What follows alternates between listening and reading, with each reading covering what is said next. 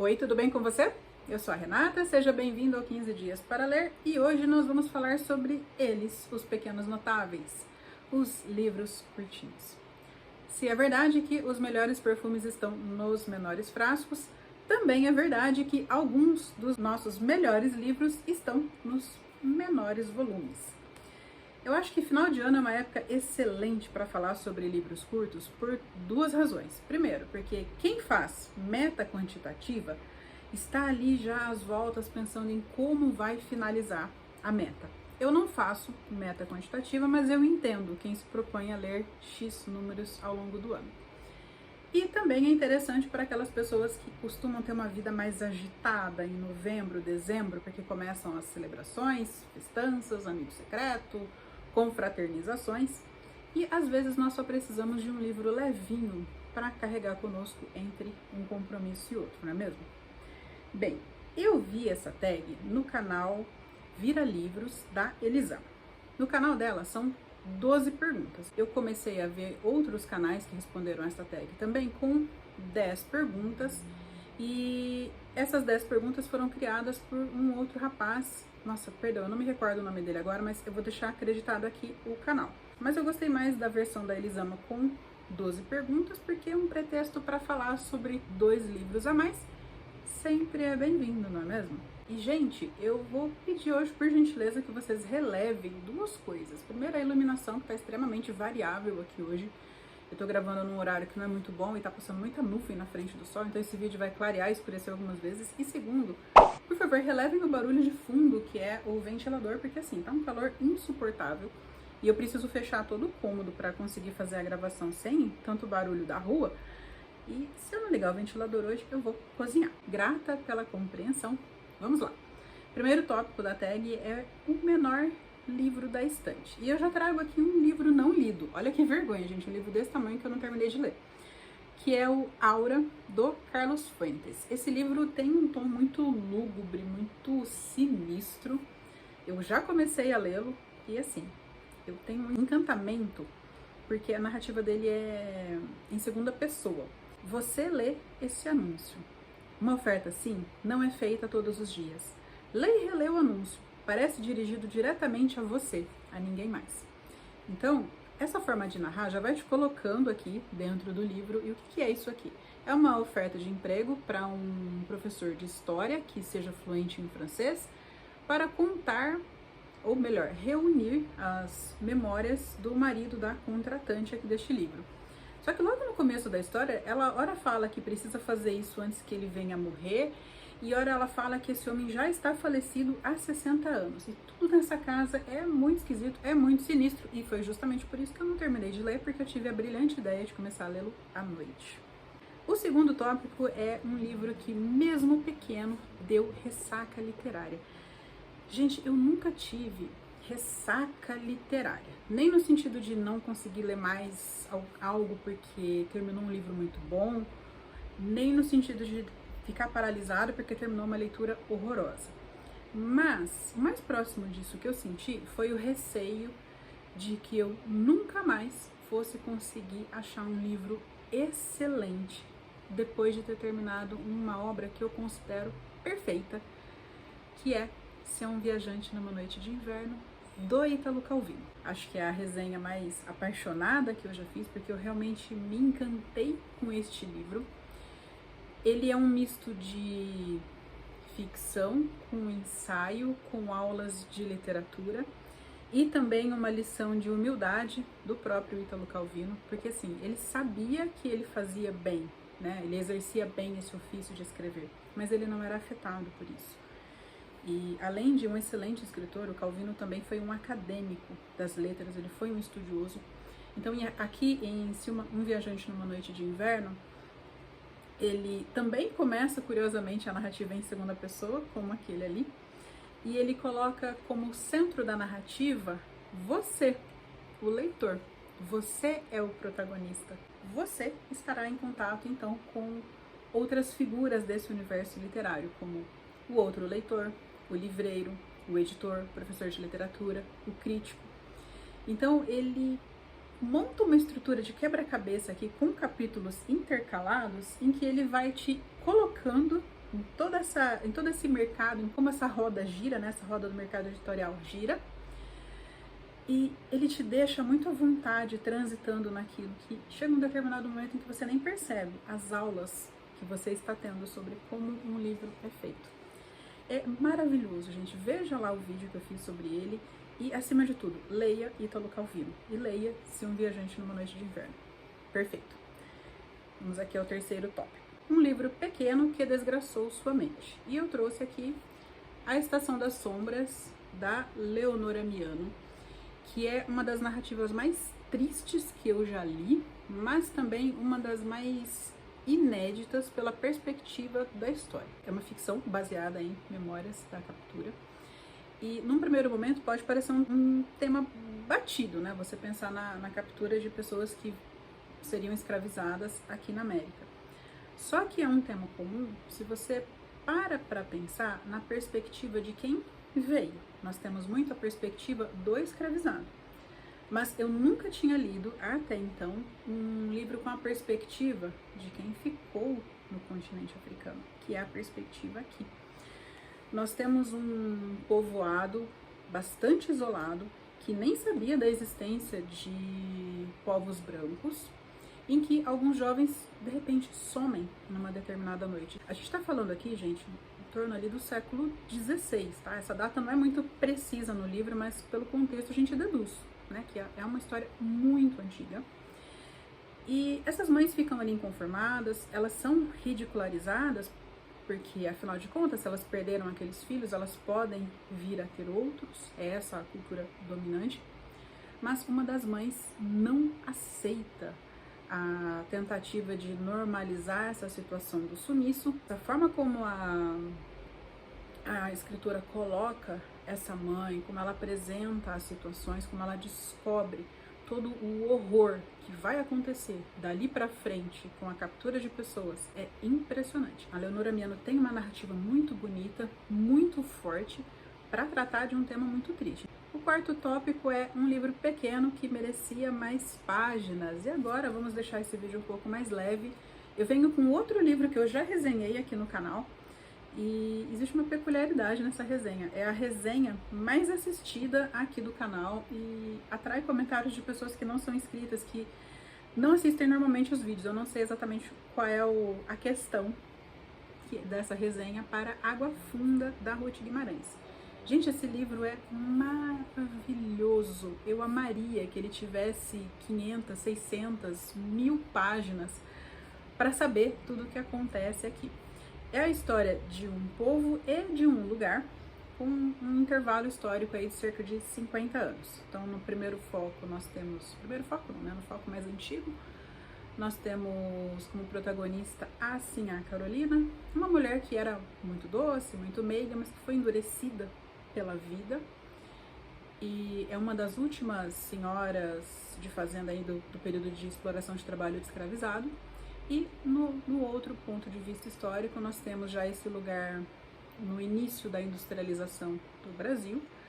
Ali agora existe uma usina com trabalhadores simples. E o foco maior ali é na Curiango e no Joca, se eu não me engano, que é um casal super interessante. Tem muitos outros personagens também. Mas é um livro muito bonito que, em qualquer dessas perspectivas, valoriza muito uma coisa que normalmente é relatada de forma muito pejorativa, que é a cultura caipira. E eu amei esse livro, não só porque ele é muito bem escrito, é uma obra de arte maravilhosa, mas também, nesse caso aqui, por uma questão de espelho. A cultura caipira retratada aqui é a cultura da qual eu venho, né? Interior de São Paulo, interior de Minas, que tem um histórico muito comum ali nas suas lendas, tradições, até na comida. Comentei com vocês que teria problema com a luz, né? Tive até que mudar um pouco aqui a posição da câmera, porque essa sombra aqui estava bem na minha cara. Pelo menos o meu braço não vai me incomodar tanto. Um último recado aqui sobre Água Funda, gente. Não leia a orelha, tá? A história da Sinhá Carolina, desde o começo, né? Ela é bem estilo tragédia anunciada. Só que a orelha conta o que vai acontecer com ela depois, o que eu considerei um spoiler. Agora sim, o quinto tópico é um livro que, mesmo pequeno, foi difícil de entender.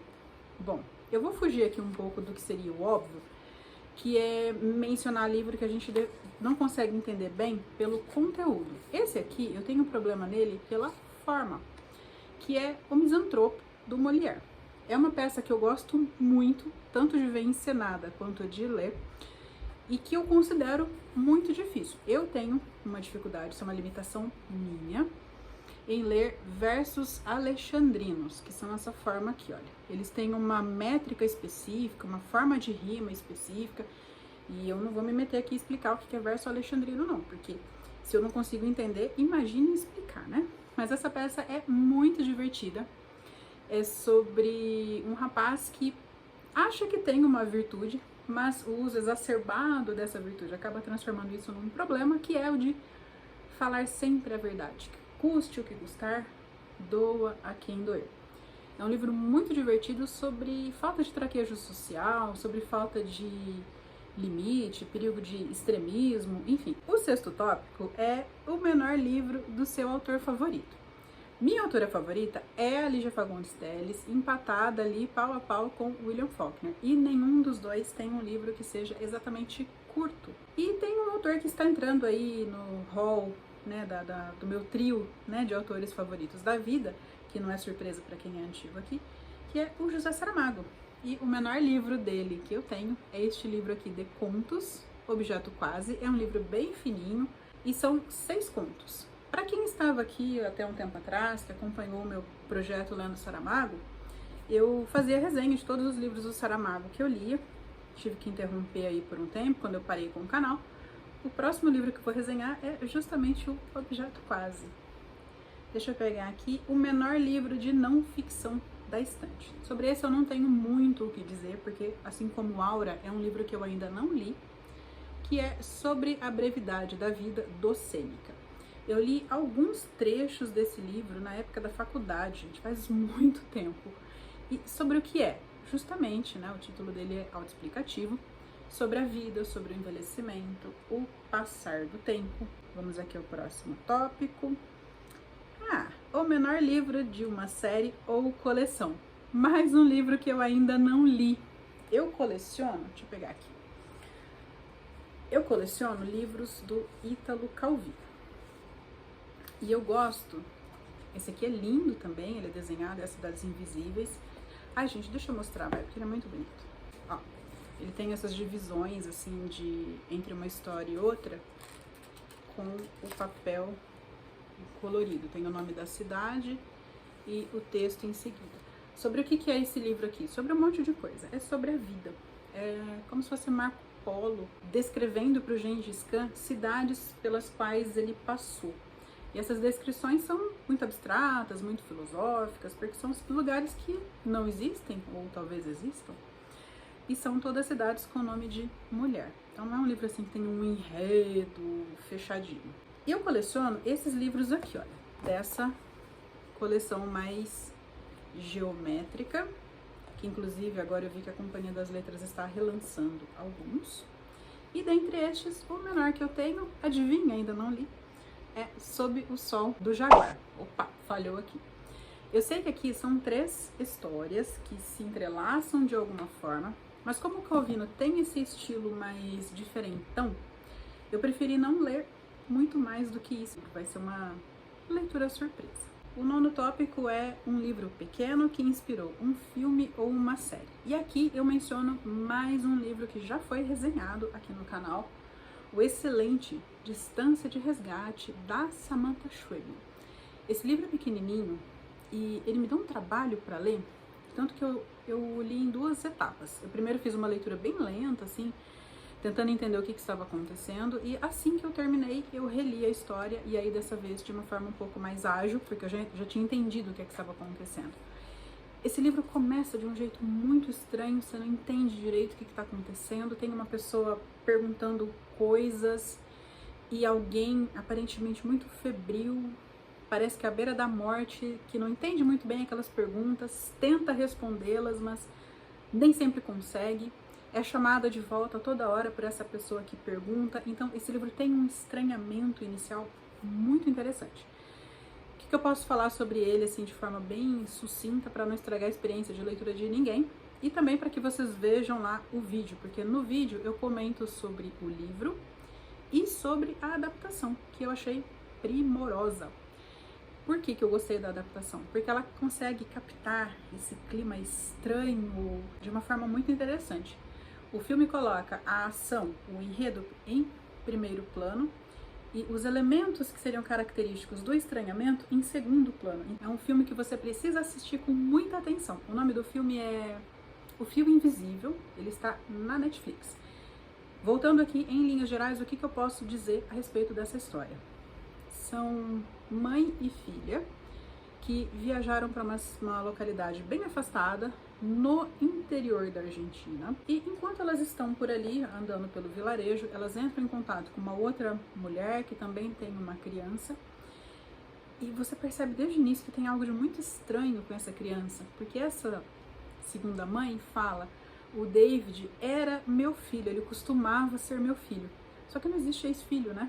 Então a história se desenvolve aí, a partir do que aconteceu com este garoto e o que é que vai acontecer com esta mãe, com esta filha. Eu espero não ter sido muito confusa nessa explicação tão sucinta. Próximo tópico, 10º, é pequeno, mas quase abandonei. Olha, eu nem tenho ele aqui, eu não tenho a edição física, não é bem que eu quase abandonei, veja bem. Quando eu comecei a ler esse livro aqui, da Flannery O'Connor, Um Homem Bom é Difícil de Encontrar. Eu acho esse título tão engraçado, é de um pessimismo. Quando eu comecei a ler esse livro, eu percebi que havia alguns erros de revisão, uns erros de pontuação, que a princípio eu relevei, mas que lá pelo 3º, 4º conto já estavam tornando a leitura inviável. E eu estava lendo no Kindle. Aliás, por ser Kindle, eu espero que essa edição tenha sido atualizada e que esses erros tenham sido sanados. E eu realmente abandonei esta versão em português e eu consegui emprestada uma versão em inglês. Então, eu quase abandonei. Na verdade, eu abandonei a versão traduzida, só consegui ler porque consegui uma versão original.